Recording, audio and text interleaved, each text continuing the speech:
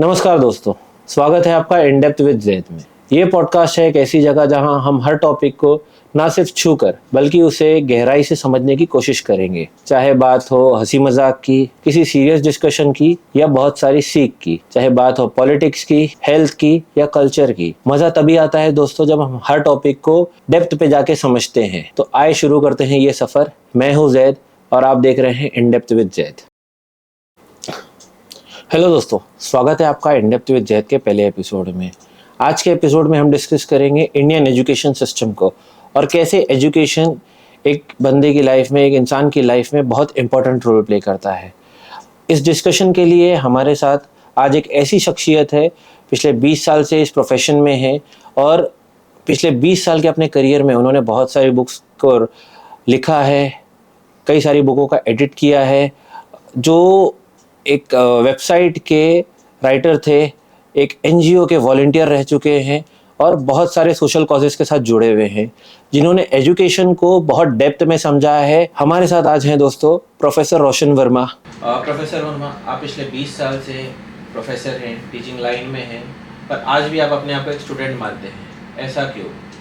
And also 20 साल पहले आपको किस चीज़ ने मोटिवेट किया था टू बिकम अ टीचर?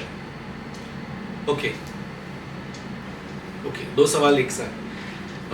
पहला, एज यू सेड, किस चीज़ ने मोटिवेट किया? टीचिंग मेरा कोई प्लान ही नहीं था। मतलब मैं टीचर से दूर भागता था, जैसे हर स्टूडेंट भागते हैं। पर ऐसा मोड आया कि 11th स्टैंडर्ड में FYJC, मेरा आर्ट्स का बैकग्राउंड है, वहाँ पे मुझे एक प्रोफेसर मिली, प्रोफेसर जया मनसुखानी। मतलब she was the vice principal also for arts. And उनको देखकर, उनका जो लेक्चर सुन के, I decided I want to be a teacher. Amazing lady. Of course बहुत साल हो गए मैं उनके कांटेक्ट में नहीं हूँ। इनफैक्ट मैंने ढूंढने की बहुत कोशिश की, बट देन मिल नहीं पाया मुझे उनका contact. So it's only because of her that I am into teaching. मतलब एक ऑरा, एक क्लास बोलते हैं ना, एक नॉलेजेबल जो है, it's because of her. Second, see मैंने आपको बताया, ये मेरा 21st ईयर है टीचिंग करियर का। ये पिछले 20 सालों में मैंने स्टूडेंट से बहुत कुछ सीखा। हमेशा हम लोग बोलते हैं, मैं वो एटीट्यूड नहीं लूँगा या मैं वो सर पे ताज नहीं पहनूंगा ये बोल के कि मैंने बच्चों को पढ़ाया। बच्चों से भी मैंने बहुत कुछ सीखा है। It could be how to control, क्योंकि कुछ स्टूडेंट ऐसे होते हैं जो बहुत साइलेंट होते हैं और उनके साइलेंस में ही बहुत सारी चीज़ें हैं जो पब्लिक को बाहर जाती है। पेशेंस सीखा है मैंने। हम लोग we are born with patience, no doubt, but patience को बोलते हैं ना, अकोमोडेट करने का एक प्रोसेस है और वो प्रोसेस ही टीचिंग है। Okay, so that's why I call myself as a student. Professor Verma, 2020 तक आप जिन स्ट्रीम्स में स्टूडेंट थे, BA एंड MA, आज उन्हीं स्ट्रीम्स में आपकी लिखी हुई बुक्स पढ़ाई जाती हैं। ये चेंज के बारे में आपको कैसा फील होता है? आपने एक किसी स्कूल का सिलेबस भी डिज़ाइन किया था, हमें उसके बारे में भी बताएं। Yes, DM Harish school of law जो वर्ली में है, जो आया 2020 एंड में, 2021 के फर्स्ट मंथ में आई गेस। तो वहाँ का पूरा सिलेबस मैंने डिज़ाइन किया, BA LLB, BBA LLB का। और ऑफ कोर्स ये मेरे लिए बहुत बड़ा बोलते हैं ना अपॉर्चुनिटी ईश्वर ने मुझे दिया, भगवान ने दिया, कि मैं किसी स्कूल ऑफ लॉ का सिलेबस डिज़ाइन करूँ। फिर चाहे वो सोशियोलॉजी हो, इकोनॉमिक्स हो, लेबर लॉ हो, सारे सब्जेक्ट्स का सिलेबस मैंने डिज़ाइन किया कोविड के वक्त। और मतलब डिज़ाइन करते वक्त मुझे एक चीज़ में मैंने बहुत बोलते ना इम्पोर्टेंस दिया, वो ये था कि जो मैंने सीखा है student should also learn that. तो मैंने उस पर्सपेक्टिव से, उस पॉइंट ऑफ व्यू से उसको उसमें फिट किया।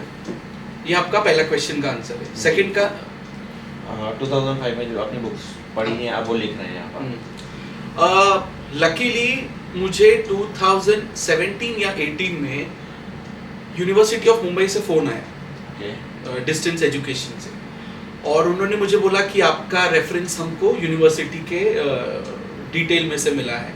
तो मैंने कहा बात क्या है?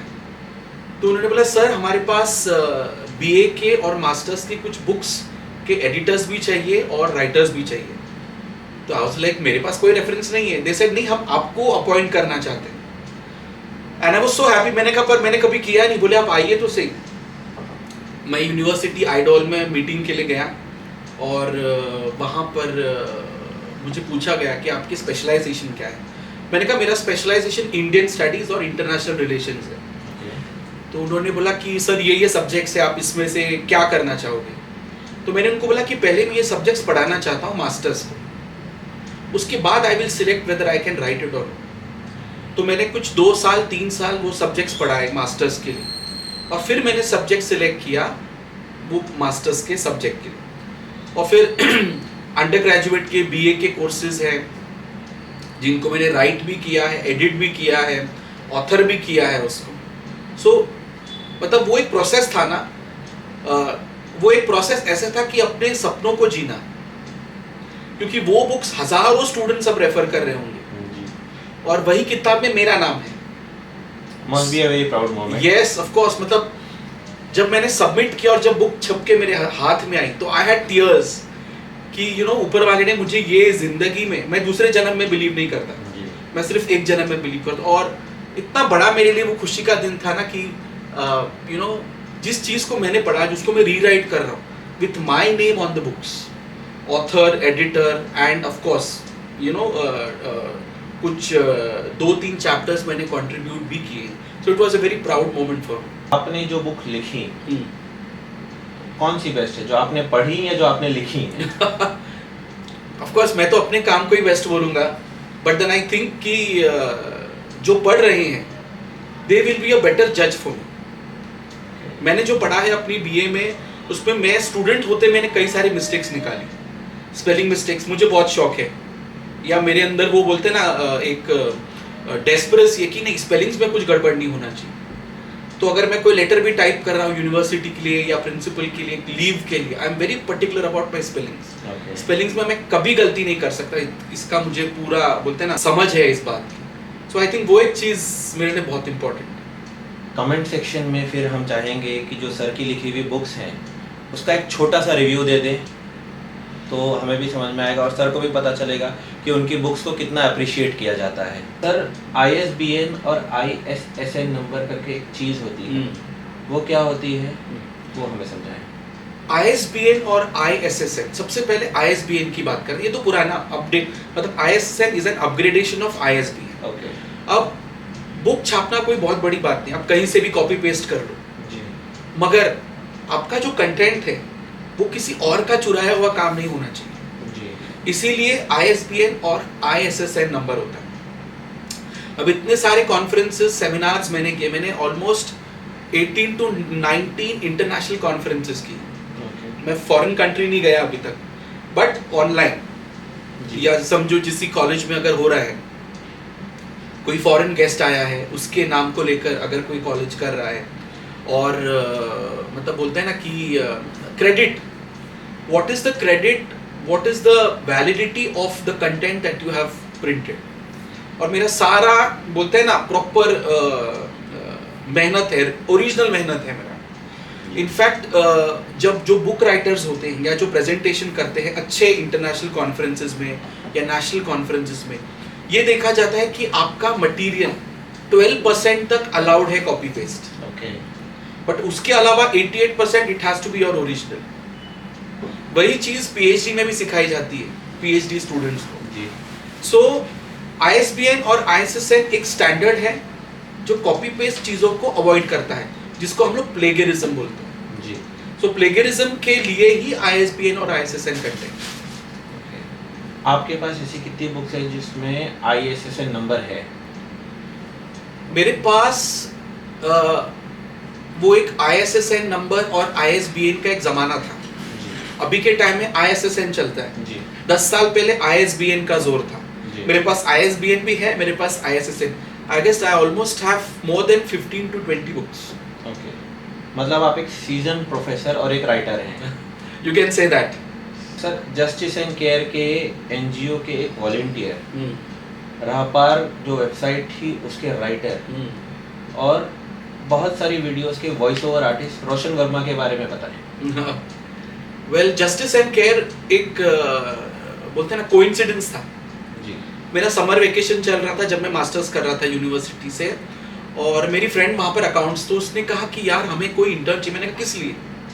तो बोले कि हमारे यहाँ पे जस्टिस एंड केयर बोल के एनजीओ है, तो हमें कोई चाहिए जो अकाउंट संभाले। या फिर मैंने कहा देख मैं अकाउंट्स नहीं संभालूंगा जी पर मैं रेस्क्यू टीम में काम करूँगा। अब जस्टिस एंड केयर के बारे में ज़्यादा आपको वेबसाइट पे मिल जाएगा, उनके जो भी एनजीओ का वेबसाइट है। तो वहाँ पर अकाउंट संभालते संभालते मैंने कई सारी इंटरनल चीज़ों को भी सीखा। जैसे हमारे सीए क्या काम करते हैं, सीए हम लोग अपॉइंट करते हैं, ऑडिट अकाउंट, यस, वो कैसे करते हैं, बिल्स को किस तरीके से सेग्रीगेट किया जाता है। हालांकि मैं सीए नहीं हूँ जी बट मैंने वो सीख लिया। आई थिंक मेरा 2 या 3 महीने का था, उन्होंने मुझे लेटर भी दिया, पैसा भी दिया, अप्रिसिएशन भी मिला। बट देन हर फील्ड का नॉलेज रखना बहुत ज़रूरी है, क्योंकि मैं किसी पे डिपेंड नहीं करता। I always say I am a one man show. जी मुझे किसी की ज़रूरत नहीं है किसी के साथ की। मैं अपना सिलेबस पढ़ाते वक्त किसी से डिस्ट्रीब्यूट नहीं करता, ये मेरा है पूरा, मैं कंप्लीट करूंगा, उसकी गारंटी मेरी है। That is justice and care. Second आपने बोला था राह पर वॉज अ वेबसाइट। जब अगेन मैं स्टूडेंट था तो एक फ्रेंड था मेरा, मैंने रेडियोस के लिए भी बहुत सारा प्रोग्राम किया है, शायद मैंने सीवी में मेंशन नहीं किया है। ऑल इंडिया रेडियो के लिए सोशल प्रोग्राम्स, कुछ टॉपिक्स को लेकर उस पर बात करना। तो वहाँ पे मेरी मुलाकात अमित द्विवेदी जैसी हुई, जो राह पर वेबसाइट चला रहे थे। तो उन्होंने कहा कि रोशन क्या चल रहा है? मैंने कहा कुछ नहीं है, बस अभी तो ब्रेक टाइम है, जनरली लोग वेकेशन में कहीं भाग जाते हैं घूमने फैमिली के साथ। मैंने कहा I want to do something creative. बोले राह पर आ जाओ। मैंने कहा राह पर? मैं तो हुई राह पर। तो बोले नहीं, इट्स अ वेबसाइट। तो मैंने कहा बताओ मुझे। वेबसाइट पे जाना, कंटेंट को लिखना, उसको रीड करना, उसको अपलोड करना, उसको क्रिटिसाइज करना, और बोलते हैं ना कि मेरे अंदर भी फिर एक वो क्रिएटिव चीज़ आ गई।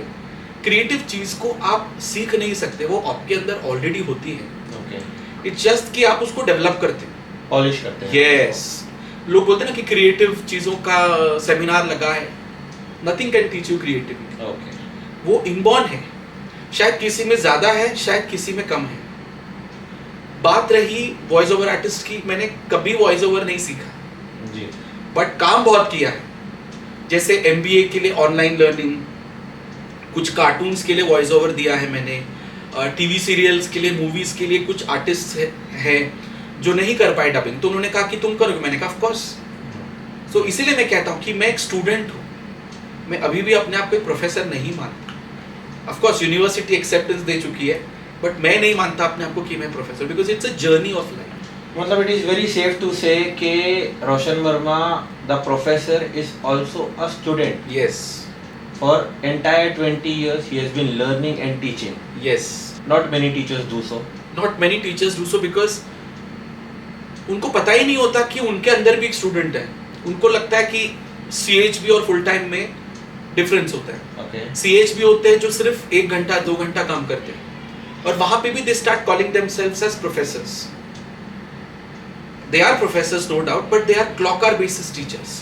फुल टाइम टीचर्स का एक अलग प्रोफाइल होता है, तो दोनों में डिफरेंस है। जी, रिस्पेक्ट लेवल दोनों की सेम होती है, फर्क सिर्फ ये है कि विजिटिंग वाले पढ़ा के निकल जाते हैं, फुल टाइम वाले उसी के काम को खत्म करते करते शाम तक बैठते हैं। That is the only difference. Sir आपकी लाइफ का वो एक मोमेंट क्या था जिसे आप कह सकते हो कि आपकी जो 20 years का करियर है उसका वो एक डिफाइनिंग मोमेंट है? ऑल्सो उस मोमेंट ने टीचिंग की तरफ आपका पर्सपेक्टिव में क्या चेंज लाया? 2017 में 18 में मैंने एक लॉ कॉलेज ज्वाइन किया था, जो गुड़गांव में, लॉर्ड्स कॉलेज ऑफ। जी, टीचर्स डे था, ओके, और मुझे नहीं पता क्या तैयारी हो रही थी, एंड मैं स्ट्रिक्ट हूँ। बच्चे मुझसे, मेरे पास आने से बहुत डरते हैं, बट जो आते हैं ना उनमें सच में कोई बात होती है। लोग मुझे अप्रोच नहीं करते, ओके। बहुत घबराते कि ये चिल्ला देगा। क्यों ऐसा? बिकॉज आई थिंक एक टीचर को एक दायरे में रहना बहुत ज़रूरी है। ओके, मैं स्टूडेंट के कंधे पे हाथ रख के घूम नहीं सकता, मैं स्टूडेंट्स के साथ बैठकर टाइम पास नहीं कर सकता। कैंटीन में बैठ के चाय पीना है तो ठीक है। मतलब आप वो टीचर नहीं जो स्टूडेंट्स का डब्बा चुरा के खाता है? हाँ, मुझे वो शौक नहीं है। ओके, और मतलब एक फ्रेंडली नेचर है मेरा स्टूडेंट्स की तरफ, बट उसका भी एक लिमिट है। जी, I can not expect student कि आप मुझे व्हाट्सएप करो और कहीं घूमने चलते हैं। मैंने बहुत टीचर्स ऐसे देखे। अच्छा। जो बच्चों के साथ मूवीज जा रहे हैं, जो बच्चों के साथ डिनर पे जा रहे हैं, जो I don't know how they are spend their life, मैंने देखा है वो।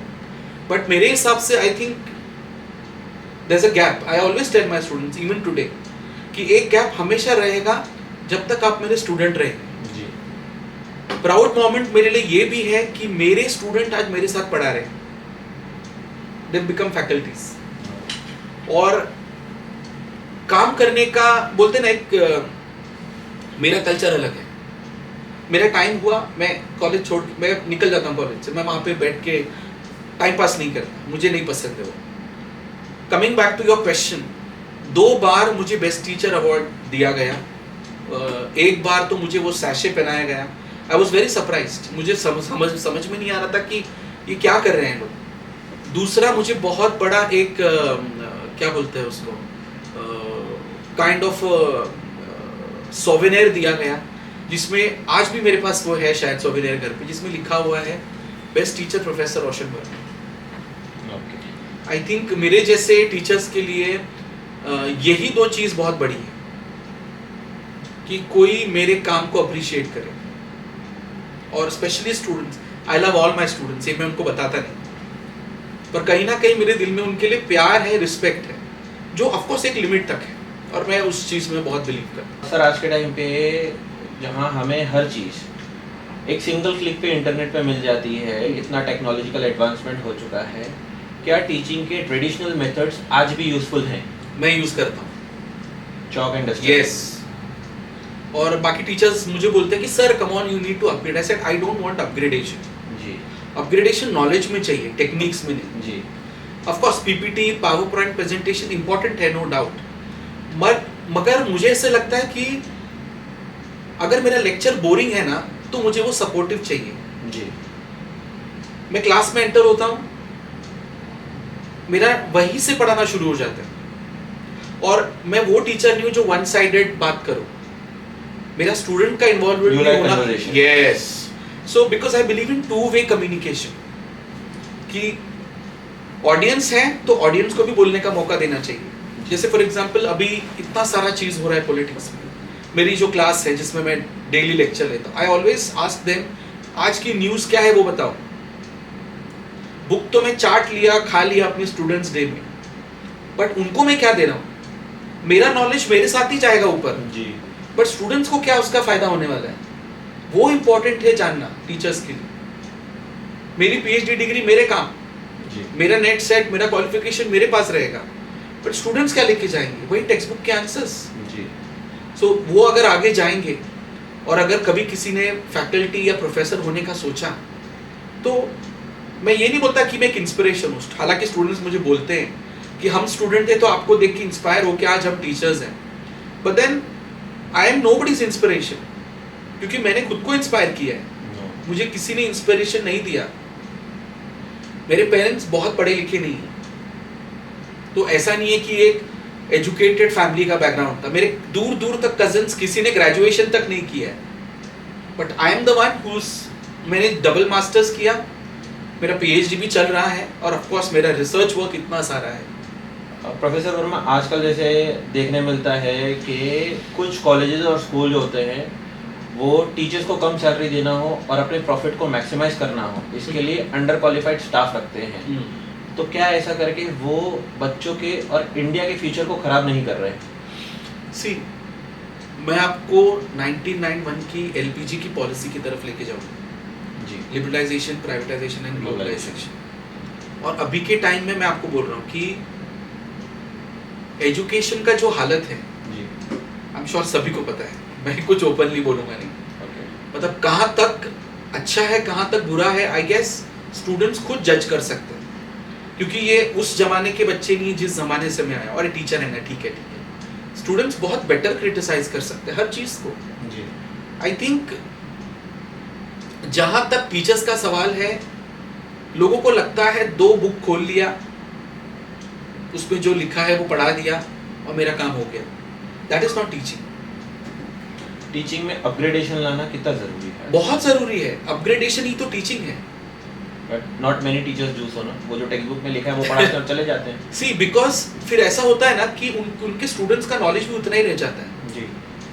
अब मेरे क्लास में ऐसा होता है कि मैं प्रेजेंटेशन करवाता हूँ, इंटरनेशनल टॉपिक पर डिस्कशन का। बच्चे बोलते हैं सर ये रिलेवेंट नहीं, मैंने कहा आज रिलेवेंट नहीं है, कल डेफिनेटली रिलेवेंट होगा। तो कल किसी भी लेवल पे आप जाओ तो आप लोग ने ऐसे ब्लैंक नहीं होना चाहिए, अरे यार मुझे नहीं पता था, शायद मैं पढ़ता तो पता चलता। मेरे टाइम के I you know respect all my teachers, I love all my teachers, but then वो नहीं मिला जो मुझे मिलना चाहिए था। मैं एक भूखा स्टूडेंट हूँ आज भी। भूखा होने का मतलब ये नहीं कि मुझे बुक्स मतलब मुझे बुक्स जमा करने का शौक नहीं है, मुझे बुक्स पढ़ने का शौक है, चीजें सीखने का। हाँ, मतलब अगर ऐसा हुआ तो क्यों, और वो क्यों अगर है तो उसको वापस रेक्टिफाई कैसे कर सकते हैं जी। मिस्टेक्स तो हम हर कोई करता है लाइफ में, बहुत लोग करते हैं, बट उस मिस्टेक को आप रेक्टिफाई इस जन्म में करोगे या नहीं करोगे। एंड कई बार ऐसे होता है कि मेरे भी कुछ स्टेटमेंट गलत होते हैं जिसके लिए मैं स्टूडेंट से अपॉलॉजी भी करता हूँ, बिकॉज मैं यही बोलता हूँ कि I am also learning from. आप सिर्फ बच्चों को बुक्स नहीं पढ़ाते, आप उनको लाइफ के लिए रेडी करते हैं, ना कि एग्जाम के लिए। Yes, and I always tell my students कि देखो बुकिश नॉलेज अच्छा है, पर बुकिश नॉलेज ही सब कुछ है, that's not right. Bookish knowledge के अलावा भी बहुत चीज़ें हैं जो आपको जाननी चाहिए, सोसाइटी के बारे में, गवर्नमेंट के बारे में, लॉ के बारे में, पॉलिटिक्स के बारे में। ये सब बोलते ना कि मतलब ये हमारा काम है, वी आर एजुकेटर्स। तो ये सब चीज़ों के बारे में अगर डिस्कशन नहीं हुआ तो आई थिंक एजुकेशन कहीं ना कहीं वो टास्क पूरा नहीं कर पा रहा। और फॉरेन एजुकेशन और इंडियन एजुकेशन सिस्टम में बहुत गैप है आज लर्निंग में, हम वो गैप ब्रिज कैसे कर सकते हैं? एजुकेशन को अपग्रेड करके, अब जैसे नए टॉपिक्स को इंट्रोड्यूस करो जी। जैसे फॉर एग्जांपल हमारे यहाँ के बच्चे LGBTQI को बोलते तो हंसने लगते हैं, अरे ये क्या बात कर रहे हैं, but it is an important topic in today's time.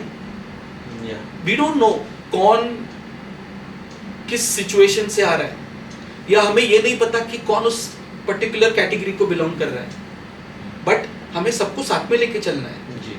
मैं ये नहीं बोल सकता कि अरे मेरा स्टूडेंट ऐसा है तो मेरे से बात मत करो। इनफैक्ट मैं उससे ज़्यादा इंटरेक्ट करूंगा क्योंकि उनको लेफ्ट ओवर फील होता है जी। मैं जब स्टूडेंट था तो मुझे लेफ्ट ओवर फील होता था जब मैं अपना मास्टर्स कर रहा था, क्योंकि वो एक अलग ही गैंग थी। वो गैंग ऐसी थी जिनके बोलते ना पेरेंट्स बहुत हाई लेवल पे जॉब कर रहे थे, ऑलरेडी बहुत पढ़े लिखे थे। मैं ऐसी फैमिली से आता हूँ जहाँ पे एजुकेशन को कोई मतलब ओके ठीक है टाइप्स। मेरा 10th हुआ, मेरे फादर ने बोला आगे नहीं पढ़ना, 12th हुआ नहीं पढ़ना, मुझे घर से निकालने के लिए तैयार थे। मैंने कहा I want to get myself educated. 12th के बाद फिर मैंने TY किया, फिर मैंने अपना पढ़ाना शुरू किया कोचिंग क्लास में कि भैया अब मैं अपना पढ़ाई खुद ले सकता हूँ। So till the time you don't take a step कोई चेंज पॉसिबल नहीं है। सिलेबस सेम रहेगा, पढ़ाने का तरीका अलग होना चाहिए। आपकी क्लास में कितने स्टूडेंट बैठते हैं वो डिसाइड करता है कि आपका पढ़ाने का तरीका कैसा है।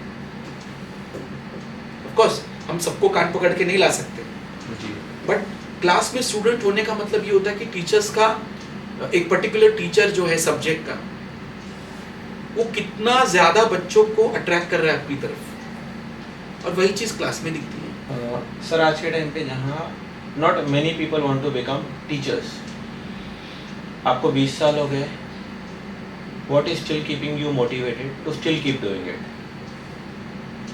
हर सुबह मैं जब उठता हूँ खुद को यही बोलता हूँ, Roshan you are still a student, और सीखने के लिए बहुत कुछ है। मुझे ऐसे लगता है बुकिश नॉलेज से बेटर, या बोलते हैं ना कि यहाँ वहाँ की न्यूज़ सुनने से better, it's very important to see कि मैं कहाँ पहुँचा जी, और कितनी लाइफ्स को मैं टच कर पाया। लाइफ्स को टच कर पाने का मतलब ये है कितने बच्चों को मैं मोटिवेट कर पाया। मैं एक एग्जाम्पल दूंगा, अपनी बड़ी बात नहीं कर रहा हूँ। भवंस कॉलेज अंधेरी वेस्ट में मेरी सबसे पहली जॉब थी जी। और वहाँ पे एक स्टूडेंट था, मैं उसका नाम नहीं लूँगा। तो लाइब्रेरी में बैठ के वो रो रहा था। तो मैंने उसको पूछा क्यों रो रहा है, क्या हुआ? तो बोले सर मुझे बुक खरीदनी है जो बहुत महंगी है, 1500 की। उस time 1500 was like big amount. तो मैंने बोला क्यों घर से? बोले नहीं मेरी मम्मी दूसरों के घर में काम करती है और मेरे फादर जो है वो दारू पी के घर में सिर्फ हंगामा करते हैं। तो मैंने बोला अभी आगे क्या होगा?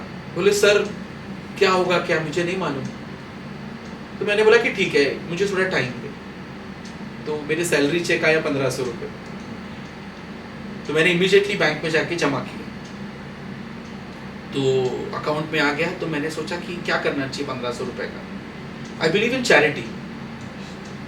तो मैंने बोला कि ठीक है इसका ज़रूरत है, तो मैंने वो 1500 रुपये निकाले, लाइब्रेरियन को जाके दिया। मैंने कहा इसको बताना नहीं कि ये बुक किसने दिया है इसको। तो वो बुक उन्होंने मंगाई। वो लड़का रो रहा था, मैंने देखा, सब नज़ारा देखा। मैंने कहा मैं देखना चाहता हूँ कि इसको कैसा फील होता है। वो रो रहा था। मैंने बोला क्या हुआ रे, क्यों रो रहा है? तो बोले सर देखो ना मुझे किसी ने बुक गिफ्ट करी लाइब्रेरी में 1500 रुपये की। मैंने कहा अच्छी बात है, यू शुड बी हैप्पी। तो बोला नहीं पर मैं जाके उस व्यक्ति को थैंक यू तो बोलूँ। मैंने कहा थैंक यू बोलना है तो उसको बोलो, क्योंकि उसने किसी के दिल में तुम्हारे लिए वो बोझ डाला। और किसी ने 1500 रुपये की बुक, मैं तुमको बता रहा हूँ 2007 की बात, 2007 और 8 की बात। तो मैंने कहा ऊपर वाले को शुक्रिया अदा करो कि किसी के दिल में उसने डाला कि तुमको 1500 रुपये की बुक किसी ने गिफ्ट की है। मैंने उसको बोला देखो ये बुक तुम फेंकना नहीं और रद्दी वाले को बेचना नहीं, ये बुक यहीं रख के जाना जी, ताकि और आने वाले बच्चे इसको पढ़े। और मैंने लाइब्रेरियन को बोला मैडम ये बुक इसको आप वापस लेना। तो बोली सर आपकी बुक है। मैंने कहा मेरी बुक नहीं है, ये उसकी बुक है, मगर वापस लेना ताकि आप यही बुक दूसरों को एवरी ईयर देते रहो। This is what education is all about. मतलब अगर आज वो बंदा ये पॉडकास्ट देख रहा था तो आपको पता है कि आपको वो 1500 की बुक रोशन सर ने दी थी। नंबर नहीं होगा तो कमेंट में मेंशन कर दीजिएगा, मैं आपको डीएम कर दूंगा नंबर। आप उन्हें पर्सनली थैंक यू बोल सकते हैं। वेल उसका मतलब मैं बोलता हूँ ना जैद की उसका ब्लेसिंग्स मैंने बहुत देखा अपनी लाइफ में। जी, बिकॉज अगर आप किसी भी बच्चे के एजुकेशन के लिए पीछे इन्वेस्ट करते हैं ना, जी, मुझे लगता है उससे बड़ा इन्वेस्टमेंट कोई नहीं है। जी, क्योंकि आप किसी का लाइफ बना रहे हो और वो बच्चा टीवाई के फाइनल ईयर में था, टीवाई बीए के फाइनल सेमेस्टर में था। तो मैंने बोला अगर आगे पीछे करूंगा तो ये इसका थोड़ा सा लफड़ा हो जाएगा। मैंने कहा मेरे पास आया, मैंने दे दिया। आपने पूरे मंथ की सैलरी दी? पूरे मंथ की 1500 ही थी। मुझे 82 रुपीज पर लेक्चर था। 2007 की बात आप कर रहे हैं, तो मतलब we are not paying our teachers enough वो time. Now the university has raised the standards of payment, but of course सारे कॉलेजेस नहीं दे रहे, प्राइवेट कॉलेजेस नहीं दे रहे। ओके सर, एक टाइम था जब हम टीचिंग को बहुत एक नोबल प्रोफेशन की तरह देखते थे। इट वाज लाइक कि मतलब जो पढ़ा रहा है वो बहुत एक अच्छा सोसाइटी की तरफ काम कर रहा है। बट आज के टाइम पे teaching is just another professional choice. What has changed? मैं तो बोलूंगा मजबूरी। कैसे? कई लोगों को मैंने बोलते हुए सुना कि कुछ नहीं मिला तो मास्टर्स कर लिया। ओके, तो मैंने कहा मजबूरी क्यों? तो बोले सर ये डिग्री किया है पर ये चल नहीं रही है या इसमें मुझे जॉब नहीं मिल रहा है, तो सोचा ये कर लो तो नौकरी मिलेगी। तो मैंने कहा जॉब मिलना इतना आसान नहीं है। अभी तो हर गली में आपको 10 टीचर मिलेंगे, उसमें से क्वालिटी कौन दे रहा है? मेरे लिए क्वालिटी इंपॉर्टेंट है रादर देन क्वांटिटी। और बोलते हैं ना कि बुक्स में रेकमेंड सब कर रहे हैं बोल के वो ऑथर में रेकमेंड नहीं करता हूं। अगर मैंने वो ऑथर को पढ़ा नहीं है तो, अगर मैंने वो ऑथर को पढ़ा है एक बार नहीं 10 बार, तो मैं बोलूंगा कि हाँ ये ऑथर अच्छा है। अदरवाइज मुझे वो भेड़ चाल में बिलीव नहीं है। जी, सब कर रहे हैं तो तुम भी करो। जब मैंने मास्टर्स किया तब मेरे बैच में ऑलमोस्ट 100 स्टूडेंट्स थे जो अभी नहीं मिलेंगे आपको किसी भी कोर्स में। उस बैच में से हम 2 ही लोग फैकल्टी हैं, एक कहीं और है, मैं उनको मेंशन नहीं करना चाहूँगा, और एक मैं हूँ मुंबई यूनिवर्सिटी। वो भी मुंबई में है? नहीं, वो कहीं और है। मुंबई में थे बट अब कहीं और है। Professor Roshan Verma, if not a professor, if not a teacher, तो अगर हम आज से 2005 में जाएं वापस, तो रोशन वर्मा आज क्या होते हैं? If he would have not taken teaching as a profession? Fighter plane. Fighter pilot. Oh, मेरा बहुत सपना था बचपन से। इनफैक्ट मुझे घर में टॉयज भी वही लाते थे, प्लेन्स, फिर जैसे रॉकेट है, ये सब चीज़ का मुझे बहुत शौक था। पर ऐसा था कि कुछ फाइनेंशियल इशू की वजह से बहुत ज़्यादा नहीं मैं कर पाया, मतलब मेरा ड्रीम था वो। आज भी मैं जब देखता हूँ चीज़ों को मुझे लगता है यार I should have given it try, but बोलते हैं ना जो तकदीर में लिखा है होता वही है। सो वो एक सपना था जो पूरा अधूरा रह गया, बट मैं कहीं और ही लैंड हो गया।